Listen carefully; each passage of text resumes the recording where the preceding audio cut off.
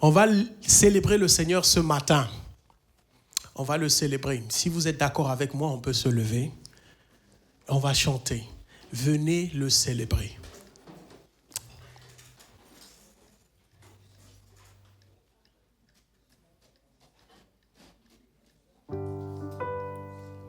Venez le célébrer, son grand amour, venez le chanter. Le Fils de Dieu est venu donner la vie. Nous te fêtons, ô roi, car tu nous fais partager ta joie. Et nous offrons en ton honneur un chant d'amour, Seigneur. Venez le célébrer, célébrer, célébrer, chanter. Célébrer, chanter notre roi. Venez le célébrer, célébrer, célébrer, chanter. Célébrer, chanter notre roi.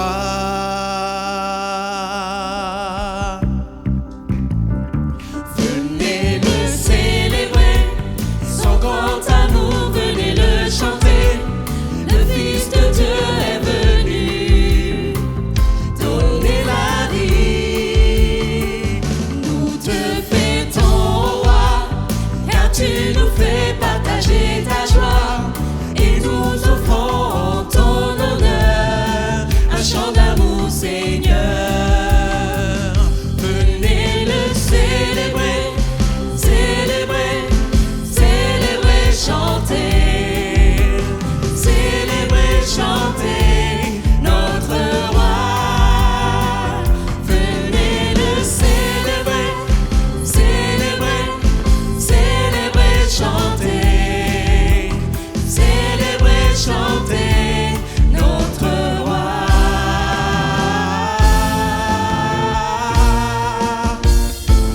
Notre roi.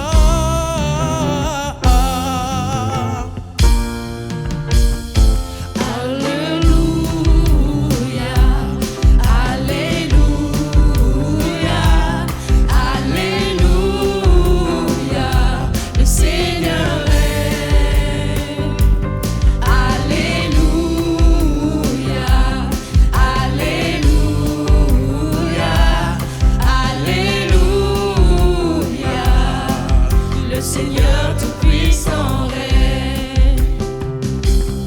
Il a montré sa puissance et triomphé avec force. Il est vainqueur sur les ténèbres et la mort.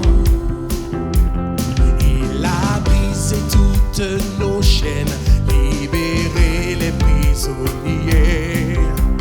Par sa grâce nous sommes sauvés. Alléluia, Alléluia.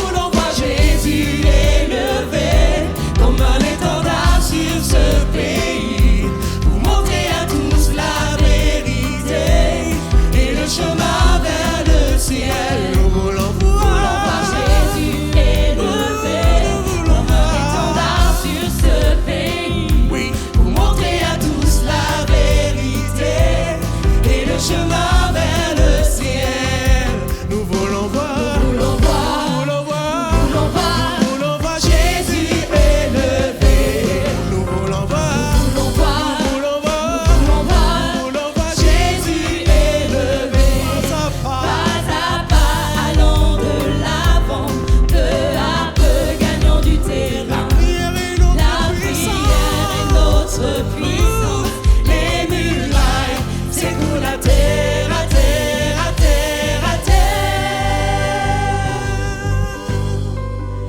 Célébrer, chanter notre roi. Célébrer, chanter notre roi. Célébrer, chanter notre roi. Célébrer, chanter notre roi. Oui, venez-le. Célébrer, chanter notre roi. Célébrer, chanter Notre roi, le célébrer encore. Célébrer, chanter notre roi. Célébrer, chanter Notre roi.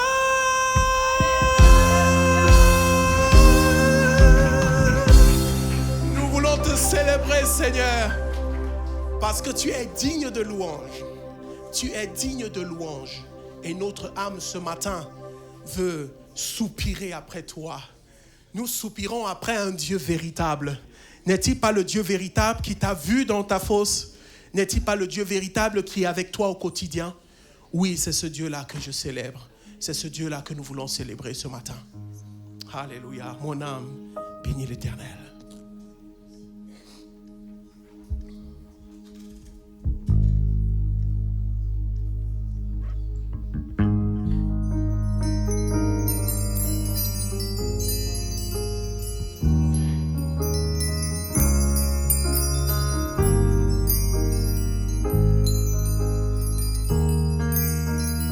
Mon âme soupira près toi et mon esprit en moi te cherche. Toi seul est le désir de mon cœur et je vis pour t'adorer. Mon âme soupira près de toi et mon esprit en moi te cherche. Oui, toi seul est le désir de mon cœur et je vis pour t'adorer.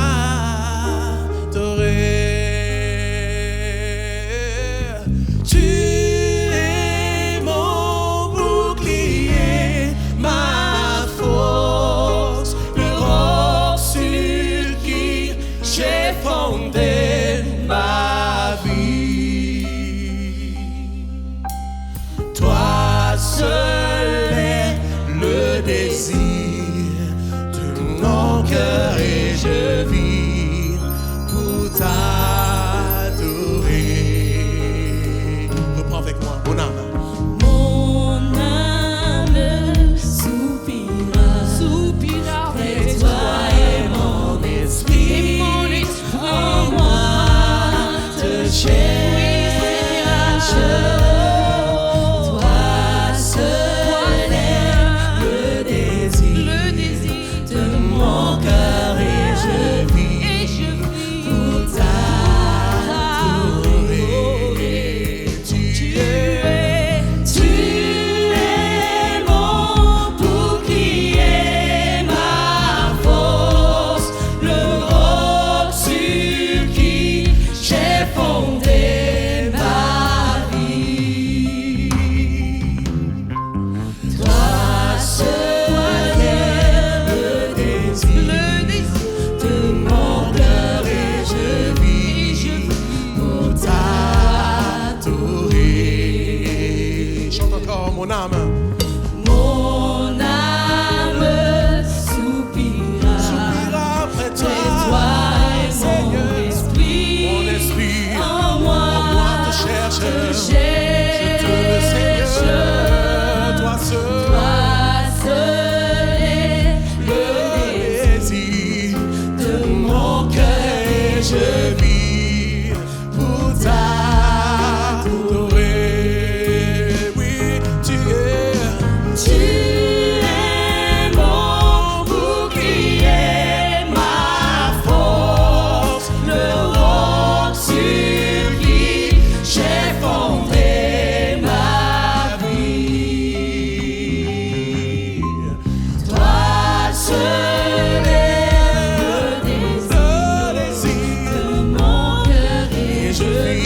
toi, pour t'adorer. Oh, tu es mon bouclier, ma force, le roc sur qui j'ai fondé ma vie. Toi seul est le désir de mon cœur et je veux vivre pour toi, Seigneur. Toi seul, toi seul. Le désir de mon âme, c'est toi, Seigneur. Et je vis pour t'adorer. Encore une fois, toi seul, oui, toi seul. Le désir de mon cœur et je vis pour t'adorer. Tu es Seigneur. Tu es mon bouclier, ma Chante de force, tout ton cœur. le roc sur Es-tu fondé sur Jésus-Christ ou sur autre j'ai chose? fondé ma C'est vie. sur toi, Seigneur, ma foi. Oh, toi seul. Toi seul est le Le désir désir de de mon cœur. mon cœur et Je vis pour toi, Seigneur. pour t'adorer. Toi seul, toi seul, toi seul. Toi seul est le Le désir désir de de mon mon cœur et je vis pour toi. pour Une dernière fois t'adorer. encore. Toi seul, toi seul, toi seul. Toi seul est le désir Le désir de mon cœur et je vis pour toi. pour t'adorer. Alléluia. Alléluia. Est-ce que tu veux adorer Jésus ce matin? Est-ce que ton cœur est disponible pour adorer ton roi? Ne te laisse pas distraire, ne te laisse pas encombrer par tes pensées. Mais adore Jésus, celui-là qui t'aime, celui-là qui t'a tellement aimé qu'il est mort pour toi, celui qui t'a donné sa vie, son corps, sa chair, et son sang a coulé pour toi. Adore-le, adore Jésus, adore Jésus. Tu es celui qui est, qui était et qui vient. Tu es Yahweh, l'alpha et l'oméga.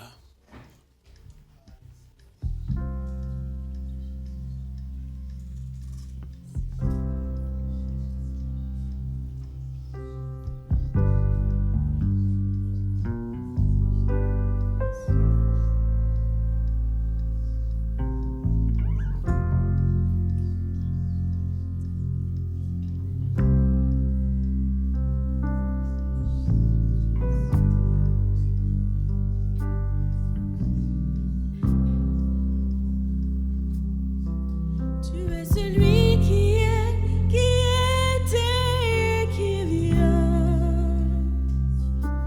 Jésus, Jésus.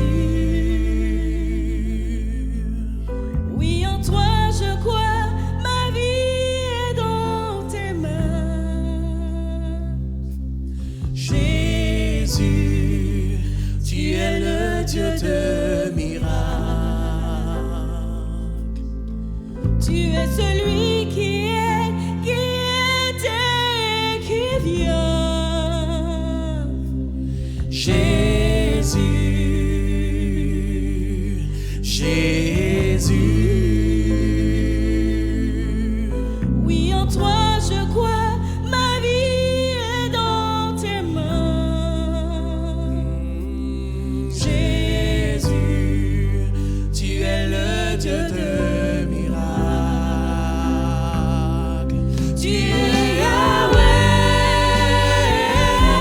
tu es Yahweh.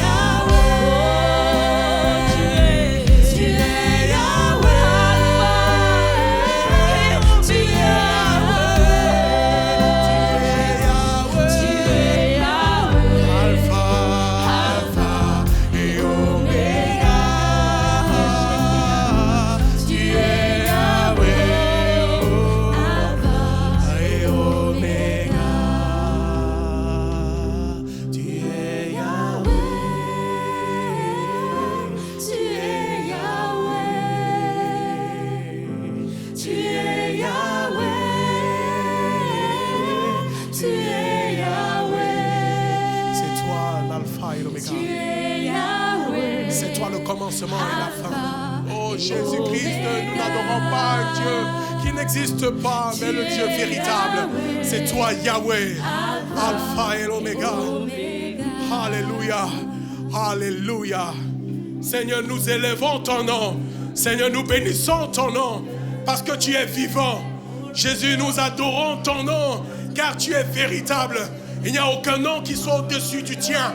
Le nom de Jésus est au-dessus de tout. Seigneur, c'est toi que nous adorons. C'est toi qui es Yahweh. C'est toi qui es l'alpha. C'est toi qui es l'oméga. Jésus, tu décrètes, les choses arrivent. Tu dis, les choses s'accomplissent. Seigneur, tu ne nous abandonnes pas. Tu es Yahweh. Tu es Yahweh. Tu es Yahweh. Alléluia. Alléluia. Je vais nous inviter à écouter ce petit message, cette exhortation pour nous ce matin. Avant de prendre le pain et le vin, lisons Éphésiens 2, à partir du verset 19, qui dit ceci. Ainsi donc, vous n'êtes plus des étrangers, ni des gens du dehors, mais vous êtes concitoyens des saints, gens de la maison de Dieu. Vous avez été édifiés sur le fondement des apôtres et des prophètes, Jésus-Christ lui-même étant la pierre angulaire. En lui, tout l'édifice, bien coordonné, s'élève pour être un temple saint dans le Seigneur. En lui, vous êtes aussi édifiés pour être une habitation de Dieu en esprit. Vous allez me dire, quel est le rapport avec la scène? Nous sommes des saints. Dieu nous fait concitoyens des saints. Qui sont ces saints? Tu te trouves étranger? Tu penses que tu es étranger à la maison de Dieu? Si tu as donné ton cœur à Jésus, tu appartiens à lui. Tu lui appartiens. Tu appartiens à ces saints. Tu fais partie de ceux-là. Toi qui as communié avec Christ en te mettant à genoux dans ta chambre, en donnant ton cœur à Jésus, bien sûr, tu vas prendre le pain et le vin. Tu vas te rappeler de ce qu'il a fait à la croix pour toi. Mais comment est-ce que tu te regardes? Tu te vois comme un étranger? Tu vois que tu es très loin? Non, considère-toi comme quelqu'un de la maison. Parce que la Bible dit, tu n'es pas un gens du dehors. Tu n'es pas quelqu'un du dehors. Tu es quelqu'un de dedans. Tu es considéré par Jésus. Jésus te considère, Jésus me considère. Et Jésus m'a établi sur un fondement, le fondement de ses apôtres. Avec quoi est-ce que je me nourris? Le Seigneur nous appelle à nous nourrir de lui, nourrir de sa parole, nous nourrir de ce qu'il est. Parce qu'il est la pierre angulaire, la pierre de l'édifice. Tu ne peux pas construire sans Jésus, mon frère, ma soeur. C'est Jésus que nous adorons, mais centrons nos vies sur lui. C'est Jésus que nous adorons, mais construisons sur lui. Construisons avec ses matériaux. Ne construisons pas avec nos propres matériaux. Ne bâtissons pas nos vies avec nos propres matériaux. Ce que nous aimons. Cherchons ce que Jésus aime. C'est le message pour toi ce matin. Toi qui as donné ton cœur à Jésus ce matin, ne te considère pas comme un étranger. Ne vois pas comme si tu es loin. Vois-toi comme si tu es dedans, avec Jésus. Jésus est avec toi. Et dans ton cœur, dans ta chambre, prends le temps avec lui. Et c'est ce que nous faisons aussi ce matin dans la communion avec le pain et le vin. Nous nous rappelons de l'œuvre de la croix, de ce que Jésus a accompli, de son sang qui est versé. C'est vrai, il a coulé, il a vraiment coulé, sa chair a été déchirée pour nous, c'est vrai. Mais moi, est-ce que je me considère réellement comme quelqu'un qui lui appartient? Ou bien je pense que j'ai des doutes? N'aie pas de doute, mon frère, ma soeur. Toi qui es né de nouveau, tu es de la maison. Tu es de la maison. Tu n'es pas quelqu'un du dehors. Amen. On va prendre le pain ce matin. Et regarde ton cœur. Prends un petit temps. Bénis le Seigneur. Demande au Seigneur de préparer ton cœur aussi pour prendre la scène. S'il y a quelque chose que tu te reproches, ferme tes yeux. Demande pardon. Toi qui es né de nouveau, allez dans les eaux du baptême. Ne te prive pas de la scène. Ne te prive pas de la scène.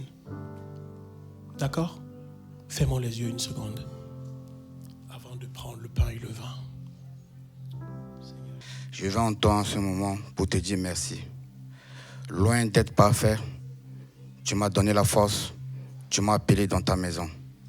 Seigneur, à travers le pain et le vin, renouvelle notre esprit à ton esprit et attire-nous en toi. Mets-nous sur le droit chemin et sois au centre de tout ce qu'on te fait, Seigneur. Ouvre nos yeux, Seigneur, et sois avec nous dans tout moment, Seigneur. Je te laisse au moment de tes mains, au nom de Jésus de Nazareth. Amen. Celui que nous avons célébré ce matin et que nous célébrons ce matin, c'est Christ. Christ est notre roi. Alors mon frère, ma soeur, tu peux dire avec moi, Christ est mon roi. Répète encore, Christ est mon roi. Alléluia, chantons ça ensemble.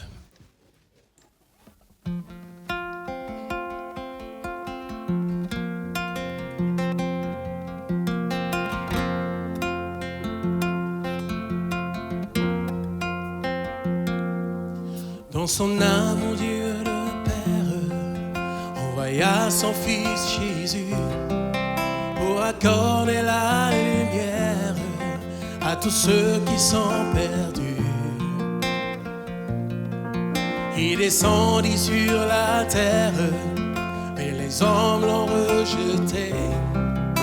Ils l'ont cloué au calvaire, mais Christ est ressuscité. Christ est roi, Christ est roi, Christ est roi, t'es roi, Christ est roi,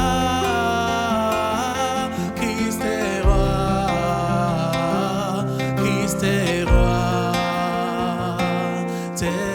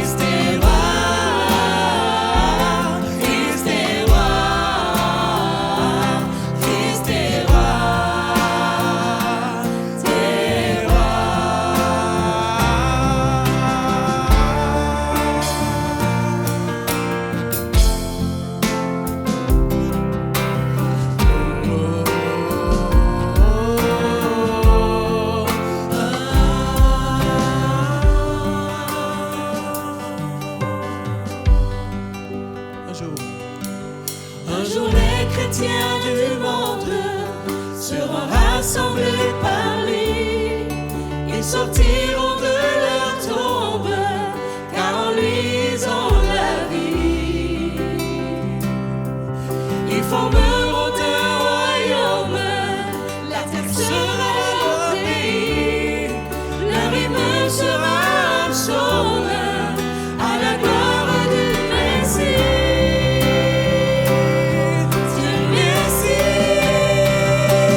Christ est roi, Christ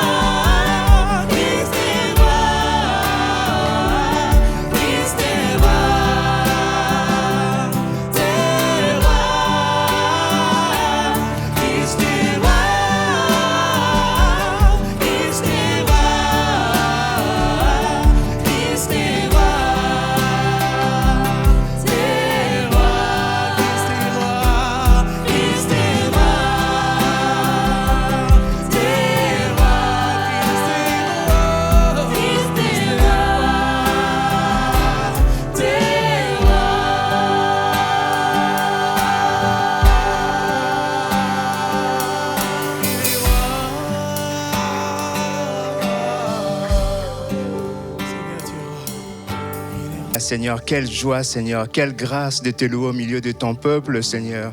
Seigneur, merci. Oui, Seigneur, tu es digne d'être loué, digne d'être adoré, Seigneur, parce que ton amour est au-delà de tout ce que nous pouvons imaginer, Seigneur. Seigneur, merci parce qu'un jour, tu es venu nous chercher. Merci pour tes bras d'amour, Seigneur, qui sont toujours ouverts, Seigneur. Merci parce que tu ne rejettes jamais celui qui fait appel à toi, Seigneur. Oui, Seigneur, merci pour cette fidélité. Tu es aussi le Dieu du quotidien, Seigneur. Chaque jour, tu pourvois nos besoins, Seigneur. C'est pour ça, Seigneur, c'est tellement une joie de mettre à côté une partie de ce que tu nous as donné, Seigneur. Seigneur, je te prie de bénir aussi les personnes qui ont la responsabilité de ces offrandes, Seigneur. Seigneur, merci parce que tu es le Dieu vivant qui parle. Oui, Seigneur, merci. Je te remercie parce que ce matin, tu as encore une parole d'encouragement pour chaque personne ici présente, Seigneur. Oui, Seigneur, je prie que nos cœurs soient pleinement disposés à recevoir ce que tu as à nous donner ce matin, Seigneur. Merci parce que tu vas parler à travers ton serviteur, Seigneur. Gloire te soit rendue, notre Dieu. Au nom puissant de Jésus-Christ. Amen.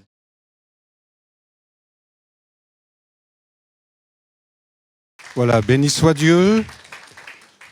Alors, on nous a signalé que ceux qui étaient dans la salle de l'autre côté entendaient plus ou moins bien. Est-ce que vous m'entendez bien, là, à peu près? Oui? Voilà, on va essayer d'être parler assez vivement, assez fortement, pour que vous puissiez bien entendre ce qui sera dit, que vous puissiez suivre avec nous à la fois le message de la parole de Dieu. Dimanche passé, nous disions déjà que c'était tellement important l'accueil, et que l'accueil fraternel, ça passe aussi par une bonne écoute, dans la mesure du possible, puisque quand on entend bien, on comprend mieux. Et quand on fait la sourde oreille, vous savez bien qu'on a beau entendre, mais on ne veut pas entendre ce qui est dit. Enfin, je pense que ce ne sera pas votre cas ce matin. Merci à notre frère Julien. C'est son dernier culte au milieu de vous. Je sais que l'Assemblée l'a déjà salué, lui a déjà apporté donc bien de l'assurance par rapport à la prière. Et tout à l'heure, en concluant ce culte, nous prendrons encore le temps d'invoquer le nom du Seigneur Jésus sur lui et sa famille. Amen. Et sur l'œuvre de Dieu qui lui sera confiée, qui leur sera confiée dès la rentrée, je pense, et que la grâce de Dieu les accompagne parce que c'est quelque chose de bien important. On pense à Gérard et son épouse Gloriose. Oui, ils sont dans vos prières. C'est important. Et je pense qu'ils font du bien aussi là où ils sont, dans leur famille. Et certainement, je crois que le frère devait prêcher ce matin dans un culte et que Dieu vraiment l'honore dans sa foi et honore sa foi en prêchant la bonne parole de Dieu. Voilà, c'est une joie avec mon épouse d'être avec vous. Nous avons déjà passé toute une longue, bonne semaine. On a profité de découvrir un peu Nantes, qu'on connaissait que de passage. Et vous avez une belle ville. Et dans cette ville, il y a tellement de besoins. Et vous êtes une des réponses de Dieu pour les besoins de cette ville.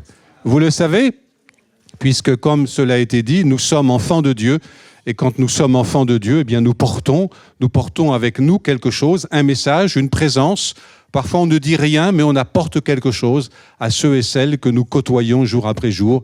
Et le Seigneur un jour permet qu'on ouvre nos bouches et que nous puissions proclamer le bon nom de Jésus. Alléluia. Que Dieu soit loué. Dimanche passé, nous disions les forts et les faibles. Oui, vous vous en souvenez, quelques-uns. Aujourd'hui, j'aurais pu parler des sages et des fous et des insensés, mais je m'arrêtais plutôt simplement sur l'homme prudent, l'homme prévoyant, l'homme qui sait agir avec sagesse et considération dans sa vie. Et c'est un point qui me semble important. Le monde passe vite, le monde défile très vite, et le monde, nous en sommes conscients, nous croyants en Jésus-Christ, essaie de nous submerger par tant de bruit, tant de folie aussi. Et il faut savoir que pour nous, Église du Seigneur Jésus-Christ, il en est un qui vient bientôt. Amen. Jésus vient bientôt. Et parce que nous le savons et que nous sommes dans le culte, dans l'adoration et dans cette attente de sa venue, il vient en esprit quand il nous bénit, quand il nous parle, quand il nous visite, quand il nous touche. Et Gabriel a voulu ce moment de prière Et j'ai déjà sur le cœur aussi qu'à la fin de cette réunion, on puisse prier les uns pour les autres. Et je crois que c'est important. Et j'avais aussi cette pensée-là de prier pour ceux qui portent un fardeau, ceux qui ont une maladie, afin qu'ils soient guéris au nom du Seigneur Jésus. Et ça fait partie de notre communion fraternelle. Et nous savons que jusqu'à son retour, le Seigneur sera le même. Amen. Il agit. Nous disions jeudi soir, il est à l'œuvre. Et le Seigneur est à l'œuvre. Alléluia. Il est aujourd'hui. Il est ce matin dans le culte. Il le sera demain dans vos vies personnelles encore. Que son nom soit loué. Je vous invite à lire deux paraboles du Seigneur Jésus-Christ. Une qui est la conclusion de ce long sermon, ce long message qu'on appelle le sermon sur la montagne.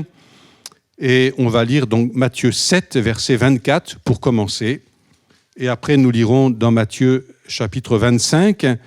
Et j'aime bien toujours faire et rendre attentif à lecteur que vous êtes.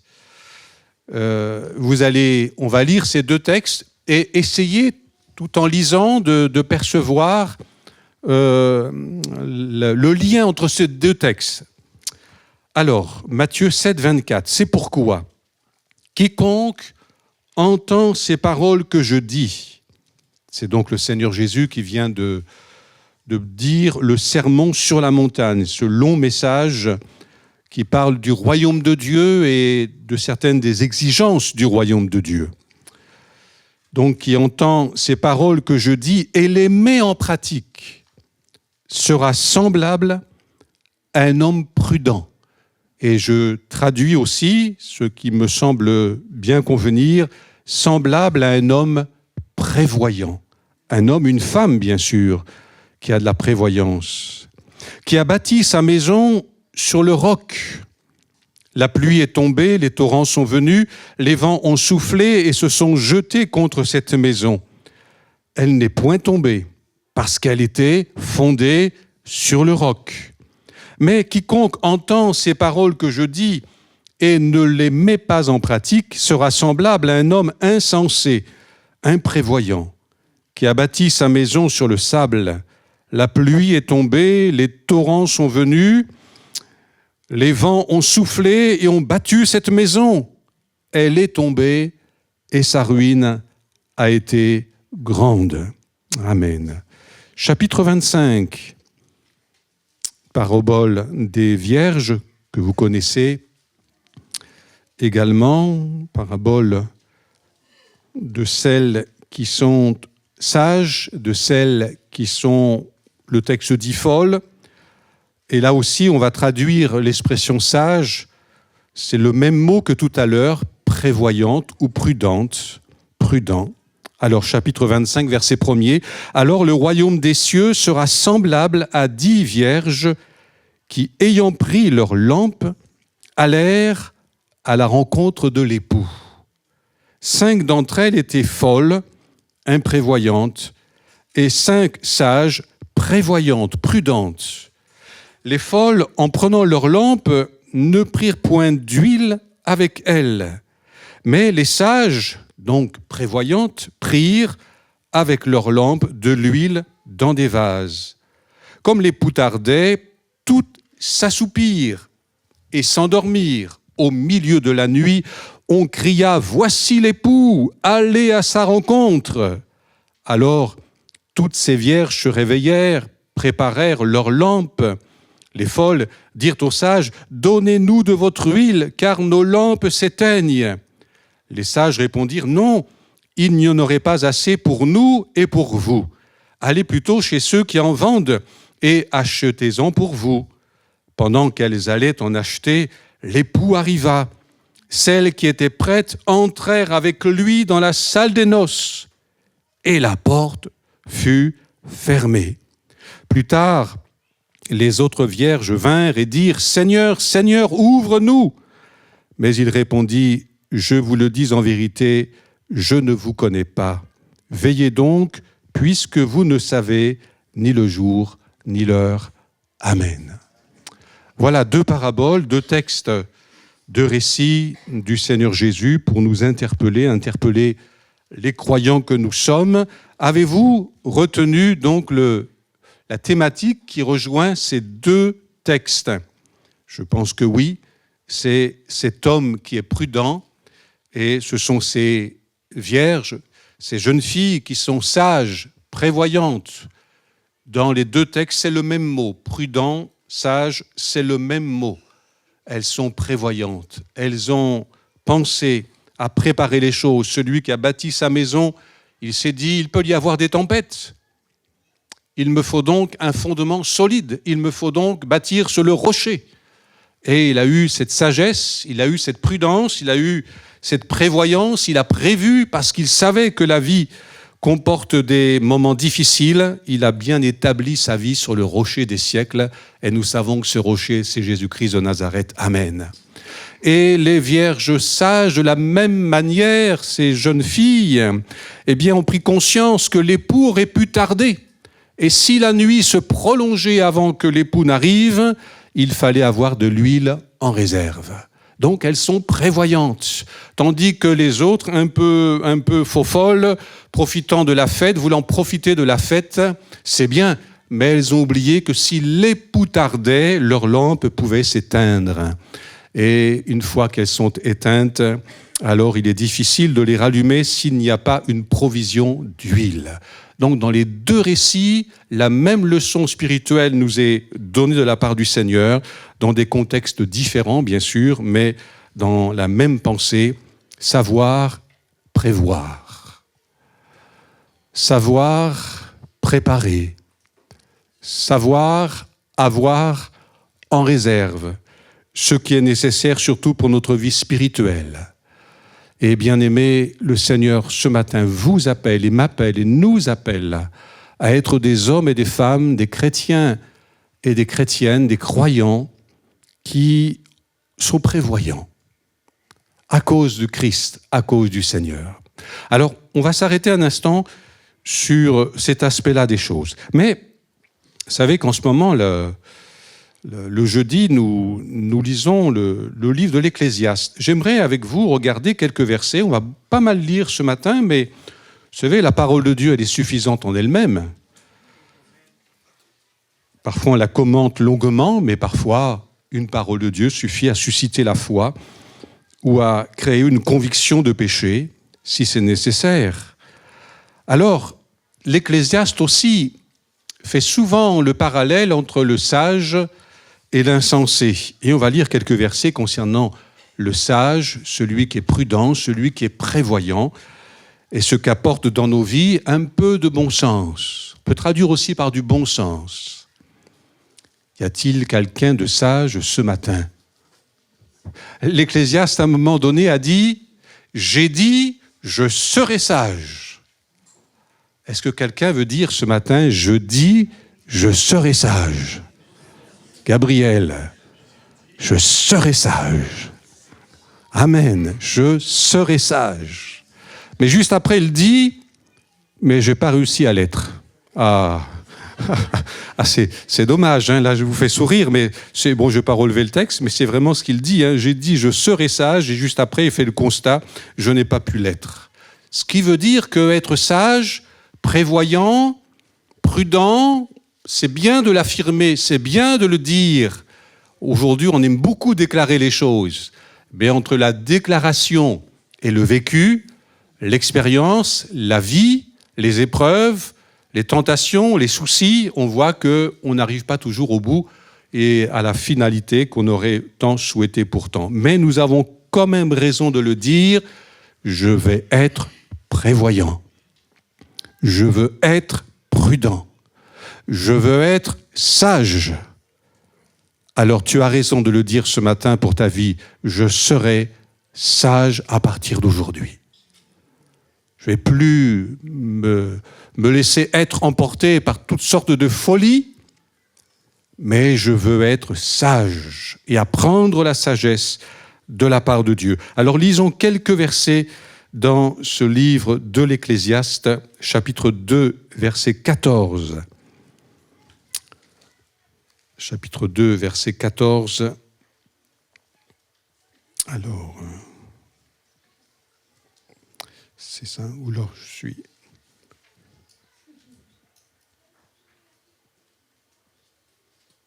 Le sage a ses yeux où? A ses yeux à la tête, et l'insensé marche dans les ténèbres. Qu'est-ce que ça veut dire? Le sage a ses yeux à la tête. Bon, vous allez me dire, c'est normal, les yeux sont là. Mais l'insensé aussi, il a des yeux à la tête, mais pourtant il est dans les ténèbres. Ça veut dire que le sage a une conscience éveillée. Et quand l'œuvre de Christ s'est faite dans nos vies, notre conscience a été réveillée. Réveillée par rapport à ce qui est le bien et par rapport à ce qui est le mal, par rapport à ce qu'on appelle le péché et par rapport à ce qu'on appelle ce qui est juste. Notre conscience a été éclairée. Et l'homme de Dieu nous dira dans le Nouveau Testament que nous devons garder une conscience pure. Devons garder notre conscience pure. On y reviendra tout à l'heure sous une autre forme. Mais donc, avoir les yeux à sa tête, c'est garder les yeux ouverts sur les choses de Dieu, sur les choses qui sont là également dans cette vie. Et c'est aussi agir de telle manière à garder une conscience pure. Quand tes yeux sont purs, tu vois clair. Et tu verras clairement les situations, tu verras clairement les choses qui arrivent dans ta vie. Et tu sauras alors et tu pourras alors intervenir d'une manière qui est précise et juste. Où sont tes yeux ce matin? Sur ta tête? Mais cela veut dire qu'ils sont ouverts à la grâce de Dieu, ouverts pour rester conscients de la bonté du Seigneur dans nos vies. Chapitre 6, verset 8. Il faut que je sois assez court quand même. Car quel avantage le sage a-t-il sur l'insensé? La réponse vient un petit peu après. Quel avantage a le malheureux qui sait se conduire en présence des vivants? Qui est le sage? Comment définir quelqu'un de sage ici dans ce texte? Faites le parallélisme. C'est quelqu'un qui sait se conduire en présence des vivants. C'est à votre manière d'être, à votre manière de vivre en tant que croyant, en tant qu'appartenant à Christ, dans votre vie professionnelle, dans votre vie familiale, dans vos relations avec les uns et les autres, dans la façon de réagir aux épreuves, aux injustices qui surviennent tôt ou tard, un jour ou l'autre dans nos vies, que se vérifie la qualité de notre vie en Christ. Que se vérifie la qualité de notre vie en Jésus-Christ le Seigneur. Donc à la conduite en présence des autres. Alors, ici, entre nous, béni soit le Seigneur, je pense qu'on sait avoir de bonnes attitudes, on sait avoir une bonne conduite, comment il faut se conduire dans la maison de Dieu. C'est l'apôtre Paul qui l'a dit, apprendre et savoir comment il faut se conduire dans la maison de Dieu. Est-ce que tu le sais, comment il faut se conduire dans la maison de Dieu? Que les jeunes saluent les anciens, que les anciens aient de la prévenance aussi vis-à-vis des jeunes, que tous et toutes, ensemble, nous puissions nous saluer bien fraternellement, prier les uns pour les autres. Même l'apôtre dira, nous supporter les uns les autres. Moi, j'aime bien le jeu de mots, parce qu'en anglais, supporter, c'est supporteur. Donc, voilà, être supporteur des uns des autres pour les encourager à la foi, à la vie. Loué soit notre Dieu. Chapitre 7. Voilà un petit peu la sagesse, la prudence, la prévoyance que Dieu nous demande d'avoir dans nos vies, dans ces différents aspects. Au verset 4, il est dit « Le cœur des sages est dans la maison de deuil. » Ah, c'est dommage. « Et le cœur des insensés dans la maison de joie. Mieux vaut entendre la réprimande du sage que d'entendre le chant des insensés. Car comme le bruit des épines sous la chaudière, ainsi est le rire des insensés. » C'est le bruit. Le monde est dans le bruit.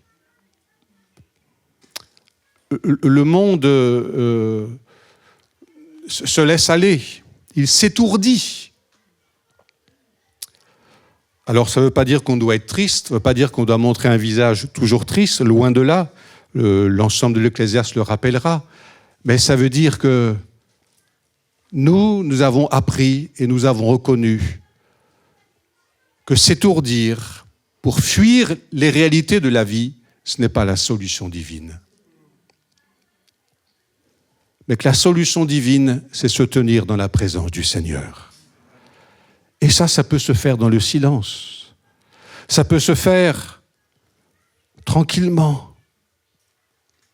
Béni soit Dieu. Un jour, j'étais avec un cas particulier. Il y avait là dans l'assemblée un couple qui ne pouvait plus avoir d'enfant. Et il désirait tellement avoir un enfant. Alors ils m'en ont parlé, je les ai visités, on a prié. Et un soir, je suis venu dans la salle que nous avions, seul, comme ici, on peut venir facilement prier quand on est le pasteur. On vient dans la salle, on est tout seul, on est tranquille.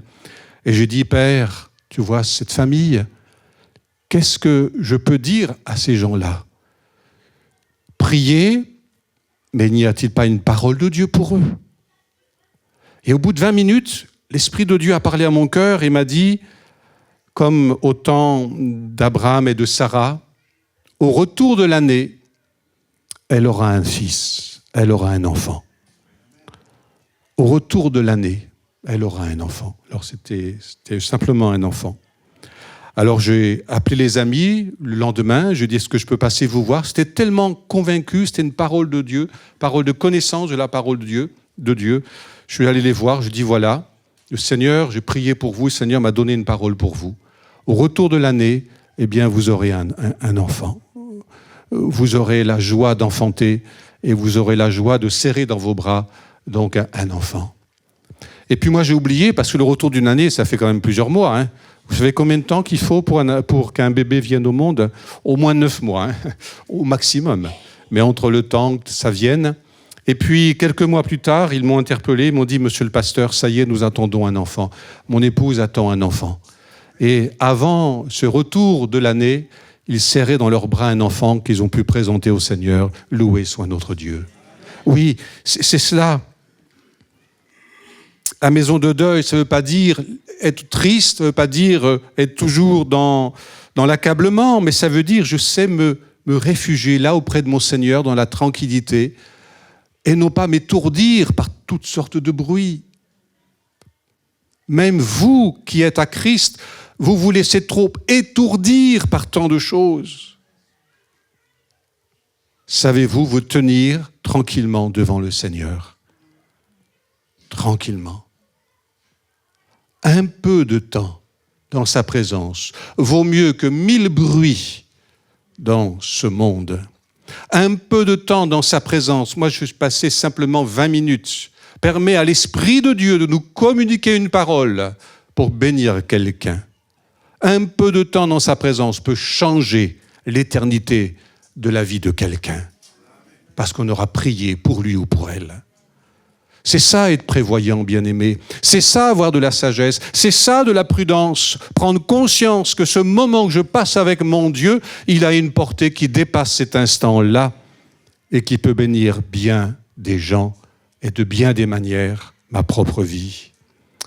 Chapitre 7, verset 19, toujours. La sagesse rend le sage plus fort que 10 chefs qui sont dans une ville. Ah, la sagesse rend plus fort que 10 chefs. Bon, n'allez pas dire ça dans votre travail demain, hein. Mais bien sûr, c'est une image, il faut la comprendre. On va prendre l'image qu'on trouve dans l'Écriture. Si quelqu'un veut abattre un arbre, qu'est-ce qu'il est sage de faire avant? D'utiliser son hache. Oui, son hache. Pas l'arche. Qu'est-ce qu'il doit faire avant? Bien, aiguiser la lame, le tranchant. Et l'Écriture dira, celui qui veut abattre un arbre avec une hache qui est émoussée, eh bien, il va se fatiguer, il va cogner, et ça ne sert à rien. Enfin, peut-être qu'il y arrivera, mais après beaucoup de peine et de sueur. Alors que s'il a pris le temps, avec sagesse, comme nous le lisons ici, déguisé. On se dit, oui, mais je perds du temps là. Non, non, tu gagnes du temps. Pendant que tu prépares ton outil, pendant que tu prépares les cantiques, pendant que tu prépares ta prédication, tiens, ça c'est pour moi, ou pour Julien, pendant que tu prépares ton témoignage dans la prière, ton service dans l'église, dans la prière, tu ne perds pas du temps, tu en gagnes. Tu en gagnes. Le sage, donc, il sait prendre le temps de préparer les choses, c'est pourquoi il est prévoyant. Je vais bâtir, mais je vais mettre un bon fondement. Le Seigneur va tarder, je vais mettre de l'huile en réserve dans ma vie. Et ainsi, le Seigneur nous bénit. Pensez à ces choses, voyez-vous, la sagesse, la prévoyance, la prudence sont des éléments indispensables dans la foi qui est la nôtre aux uns et aux autres bien-aimés. Et ça nous évite bien des erreurs, ça nous évite bien des peines, ça nous évite aussi bien des fatigues inutiles et stériles pour atteindre vraiment l'objectif et le but que le Seigneur désire. Chapitre 8, verset 1er. Qui est comme le sage, qui connaît l'explication des choses? La sagesse d'un homme fait briller son visage et la sévérité de sa face est changée. Vous avez remarqué, quand quelqu'un est inspiré de Dieu et qu'il y a vraiment une onction qui est là, même s'il a une chose qui est une répréhension, quelque chose à dire, mais que ça vient de Dieu, que ça vient de l'Esprit de Dieu, il y a quelque chose qui passe parce qu'il y a un rayonnement, parce qu'il y a une grâce. Même la sévérité de sa face est changée. Bien-aimés, l'onction est irremplaçable dans nos vies aux uns et aux autres. Et tout à l'heure, on va le dire en conclusion, il est important de veiller à garder cette onction sur nos vies à chacun et chacune. Il y a des moments où c'est dur, il y a des moments où la vie nous choque, la vie nous prend, mais si la sagesse est sur nous, elle nous revêt, elle est revêtue dans nos cœurs par le Saint-Esprit, nous est donnée par le Saint-Esprit, alors tout d'un coup, quelque chose de la grâce de Dieu va nous permettre de bénir quand même les autres. La grâce. Bien-aimés, soyez gracieux. Soyez gracieuses. Amen. Mais ça vient de l'onction qui est sur nos vies.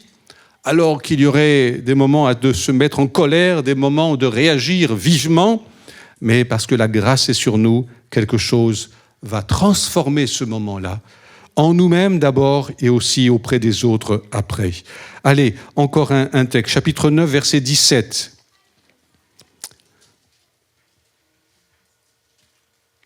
Les paroles des sages, tranquillement écoutées, valent mieux que les cris de celui qui domine parmi les insensés. Les cris ou les paroles tranquilles? Des cris. Bon, vous savez ce que c'est, les cris dans la maison? Les cris dans la société, les cris dans les rues, les cris des gens qui ne sont pas contents par rapport à leur voiture, etc. Les cris. Mais la sagesse du sage, ce sont des paroles tranquilles. Une parole douce, dira le livre des Proverbes, calme la fureur. C'est ça, la sagesse et la prévoyance et la prudence. Une parole douce vaut mieux que 10 000 cris. Plus tu cries, plus tu agaces les autres, plus tu entraînes les autres dans une même colère s'ils ne savent pas la maîtriser. Et nous savons tous ce que cela peut donner comme conséquence tragique. Alors laisse la sagesse d'en haut. Laisse la sagesse qui vient d'en haut du Saint-Esprit. Laisse la sagesse qui vient de ce cœur nouveau, ce cœur renouvelé que tu as reçu de la part du Seigneur. Laisse cette sagesse te donner des paroles tranquilles, même en face de ceux qui sont irrités. Mais au chapitre 10, verset 1, il est dit « Les mouches mortes infectent et font fermenter l'huile du parfumeur. un peu de folie l'emporte sur la sagesse et sur la gloire. Ça avez remarqué qu'il ne faut pas grand-chose pour renverser des situations. Une parole de travers, une mauvaise parole, une mauvaise attitude, un mauvais geste, et nous avons tous connu cela. Et tout d'un coup, paf, tout se retourne d'une mauvaise manière. Alors, même le sage, même celui qui est prudent, même celui qui est vigilant, qui est prévoyant, doit toujours veiller et prier. Voyez-vous que c'est important que la sagesse, dans différents domaines, on peut en lire encore un autre, Ecclésiaste, chapitre 11, au verset 1er. « Jette ton pain à la surface des eaux, car avec le temps, tu le retrouveras. Donne-en une part à 7 et même à 8, car tu ne sais pas quel malheur peut arriver sur la terre. » Et au verset 6e, « Dès le matin, sème ta semence, et le soir, ne laisse pas reposer ta main, car tu ne sais pas ce qui réussira. Ceci ou cela, ou si l'un et l'autre sont également bons. » Ici, c'est la prévoyance. L'Écriture dira « Donnez et vous recevrez ». C'est aussi ça la prévoyance. Quand vous savez donner aux autres, quand vous le pouvez, du bien, du bonheur, de bonnes choses, quand vous en aurez vous-même besoin, au jour de l'épreuve, vous en recevrez de quelqu'un. Dieu le permettra. À la bonté peut répondre la méchanceté, malheureusement. Mais au jour où j'ai besoin de la grâce de Dieu, Dieu se souviendra aussi de moi. Donc c'est semer. Celui qui est prévoyant, il sème largement. Et c'est vrai aussi pour l'évangélisation. Connaissons la parabole du semeur. Le semeur, il sème abondamment, même au-delà du terrain, parce qu'il ne veut pas manquer la bonne terre. Alors sème, semez, que l'Église sème la parole de Dieu abondamment. Et Dieu apportera, et Dieu fera venir une moisson pour sa gloire. Mais aussi dans nos vies, sachons faire du bien, que le bien soit toujours la priorité dans nos vies. Au mal, dira l'apôtre Paul, répondez par le bien. C'est pas facile, nous le savons tous. Mais mieux vaut une bonne parole qu'une parole qui fait du mal aux autres. Enfin, l'homme, et on va venir dans le Nouveau Testament, l'homme prévoyant, il doit faire face à des imprévus. Il y en a des imprévus dans une vie. Alors on va regarder comment l'homme prévoyant fait face aux imprévus. On va d'abord lire dans Luc, un texte du Seigneur Jésus, Luc chapitre 11. C'est un récit. Alors, Luc chapitre 11, au verset 5e.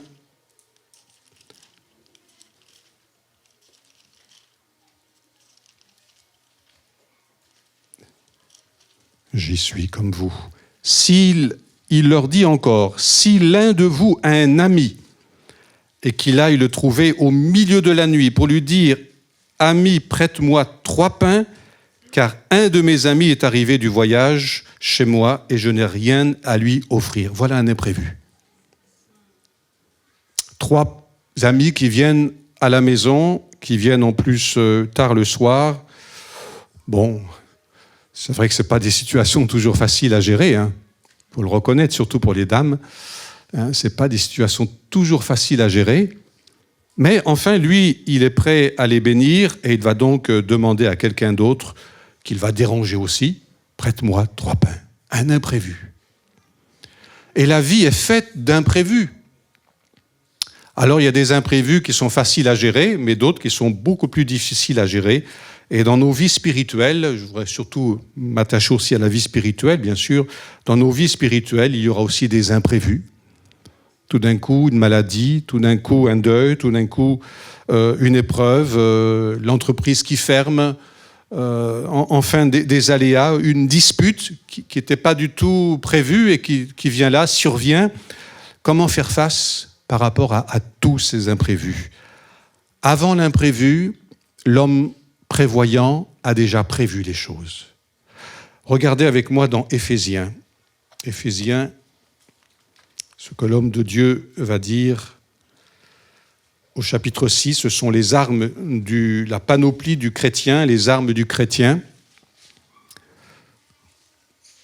Pas que je sois trop long. Éphésiens 6, au verset 10. Au reste, frères, fortifiez-vous dans le Seigneur et par sa force toute puissante.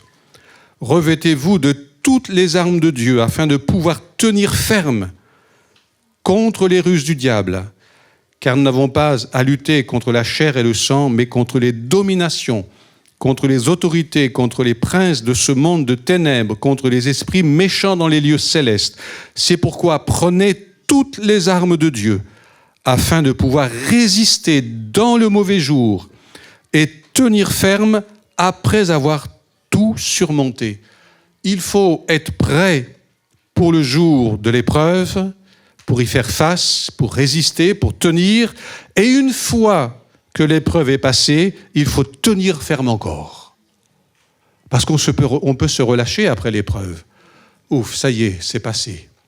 Et c'est là où l'ennemi, lui aussi encore, peut nous ravir. Tenir ferme, tenir ferme.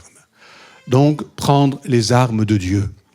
Et celui qui est prévoyant, celle qui est prévoyante, il entretient sa communion avec le Seigneur.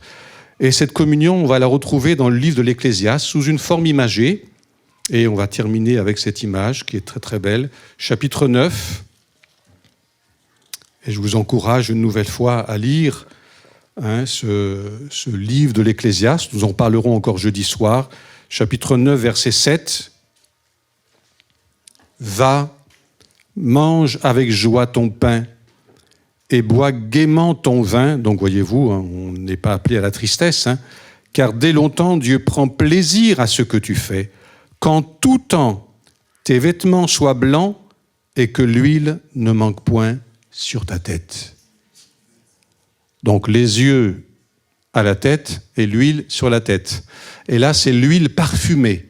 Alors c'est l'image de quelqu'un qui se prépare, qui s'est préparé un vêtement blanc, pur, propre, une huile parfumée, il s'est préparé pour une fête, pour un moment de bonheur, pour une fête cultuelle, une fête familiale. Vous savez qu'il y a des moments de la vie où on aime bien s'habiller d'une manière qui est impeccable pour vraiment honorer ceux qui nous ont honorés dans leur invitation. Donc c'est cette image-là. Mais bien sûr, elle porte un message spirituel. Le mot blanc, il porte en lui, dans sa racine, le mot cœur. Ah, c'est intéressant, parce que le vêtement blanc dont il est question ici, il vient d'un cœur qui est pur, vient d'un cœur qui a été purifié, d'un cœur qui est propre. C'est du dedans que va jaillir la qualité de notre vie spirituelle. C'est du dedans qu'apparaîtra même devant les autres la qualité de notre vie spirituelle. On peut être très bien habillé et être imbuvable. Comprenez ? On peut très bien être moins bien habillé et être vraiment impeccable au niveau de l'esprit, au niveau de la foi, au niveau de l'amour fraternel, quelque chose qui passe. Un cœur blanc, ici, et repose sur la notion de cœur qui est lavé, de cœur qui est purifié. Et le sang de Jésus nous a purifiés de tout péché. Et il est dit qu'en tout temps, tes vêtements soient blancs. Et l'Écriture dira dans l'Apocalypse, il faut veiller à ce que notre vêtement ne soit pas sali. Donc chaque jour, il faut être vigilant. Chaque jour, il faut être prudent.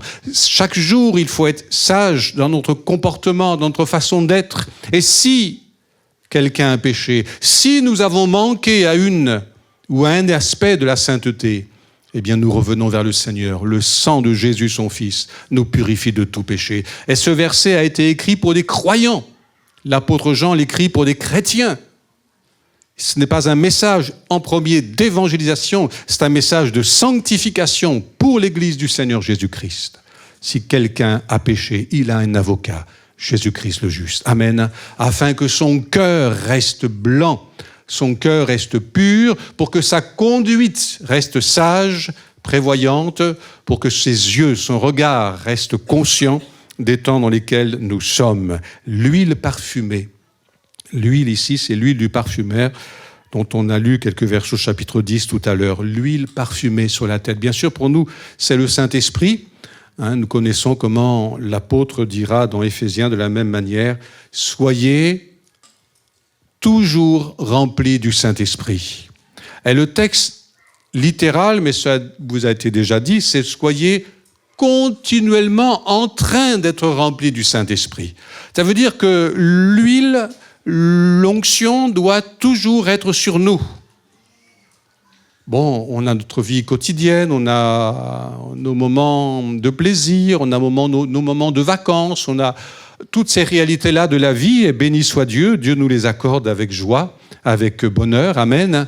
Mais nous restons chrétiens, nous restons Christ, avec Christ, nous restons dans la communion du Seigneur, et nous savons que, en toutes circonstances, je peux compter sur mon Dieu et mon Sauveur, amen. En tout temps, ayons la vigilance de ceux de celles qui restent remplis du Saint-Esprit. Amen. Vêtements blancs, cœur pur, qui rejaillit sur la façon d'être, de vivre, onction du Saint-Esprit, qui nous permet d'avoir cette fraîcheur dans la relation avec le Seigneur. Dans la première parabole, l'évangile de Luc, qui la reprend en parallèle, dira: il est question de celui qui vient à Jésus, qui écoute sa parole et qui la met en pratique. Mais c'est ce mouvement, il est venu vers le Seigneur Jésus. Vous êtes venus vers le Seigneur Jésus-Christ. Nous sommes tous, les uns et les autres ici, venus vers le Seigneur Jésus. Et si quelqu'un ce matin veut venir à Jésus-Christ, qu'il vienne. C'est encore le temps de venir au Seigneur Jésus. Mais dans l'autre parabole, Matthieu 25, cette fois-ci, on ira vers le Seigneur. Nous sommes venus à lui et nous allons aller à lui, car Jésus revient bientôt. Entendez le son, voici l'époux. Allez à sa rencontre. Donc c'est le moment où nous qui l'avons reçu, nous allons aller vers lui. Donc il y a un mouvement. Nous sommes venus à lui et maintenant nous allons à lui. Et c'est ça la vie spirituelle. C'est ce mouvement que nous devons toujours avoir. Nous l'avons reçu comme Sauveur et Seigneur. Alléluia. Et maintenant nous allons à lui. Bientôt nous allons aller à sa rencontre. Bientôt nous allons le voir. Alléluia. Mais c'est ce mouvement. Nous sommes en marche vers lui. C'est pourquoi nous sommes prévoyants. C'est pourquoi nous sommes vigilants. C'est pourquoi nous restons prudents par rapport à toutes les affaires de la vie. C'est pourquoi nous restons sages. Parce que nous allons à sa rencontre. Alléluia. Nous venons à sa rencontre quand nous nous réunissons ensemble, car 2 ou 3 sont assemblés en mon nom, je suis. Nous l'avons rencontré ce matin. Nous sommes avec lui ce matin. Alléluia. Mais tout à l'heure, nous allons aller, mais nous restons avec la pensée, je vais aller à sa rencontre. Alors je me sanctifie, je veille sur moi-même afin d'être un homme prudent, une femme prévoyante, afin qu'en tout temps, mes vêtements restent blancs, mon cœur reste pur, que cela transparaisse dans ma vie, que l'huile d'onction soit sur moi et que je sois prêt au moment où le Seigneur Jésus viendra. Amen. Parce que ceux et celles sur lesquels l'onction repose seront avertis. Et tout d'un coup, ils vont lever les yeux au ciel et en un clin d'œil, ils vont rejoindre le Seigneur là-haut dans leur gloire. Alléluia. Et parce que l'onction est sur vous. Que Dieu vous bénisse, que Dieu vous aide à comprendre la portée de ces quelques paroles ce matin. Nous sommes venus à lui, nous allons vers lui. Et c'est parce que nous allons à sa rencontre que nous sommes vigilants. Nous nous levons, bien-aimés, pour prier le Seigneur. Et j'aimerais particulièrement un instant appeler ceux et celles qui ont pris conscience ce matin qu'ils manquent de vigilance, qu'ils manquent de sagesse dans leur vie, à demander au Seigneur cette sagesse et cette grâce. Amen. Prenez conscience, vous avez pris conscience que vous devez aller à lui. Vous êtes venus, mais vous devez aller à lui pour être bénis. Je ne sais pas, je sais bien que ce n'est pas évident maintenant, mais vous pouvez lever la main simplement, je ne vais pas vous faire venir devant, c'est compliqué avec tout ce qui est là. Vous levez la main, vous dites « Priez pour moi, frère. Priez pour moi, je sais que je manque de vigilance. Je m'étourdis par tellement de choses. Je suis tellement embarrassé dans ma vie, dans mon engagement. J'ai besoin de la grâce de Dieu. Amen. Levez les mains, bien-aimés, vous qui avez besoin qu'on prie pour vous maintenant. Prenez position. Le sage, l'Ecclésiaste a dit « Je serai sage ». Qui veut le dire « Je serai sage ». Je manque tellement de sagesse et de bon sens dans ma vie. Je serai sage. Et que la grâce de Dieu soit sur vous. Père Céleste, tu vois ces mains qui sont levées, tous ces bien-aimés.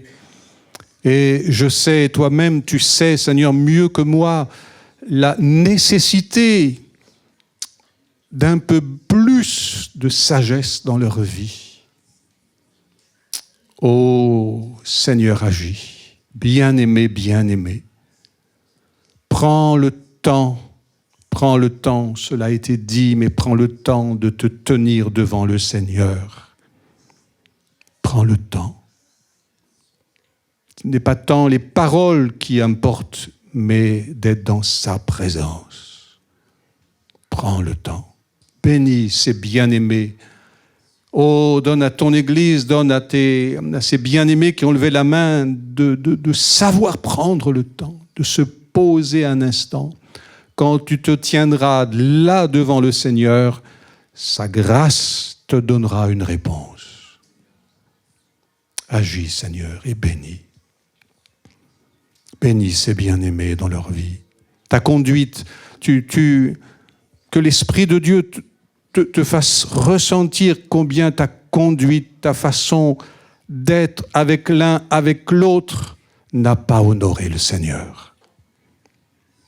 Tes cris, tu cries trop souvent, et tes cris n'avancent en rien.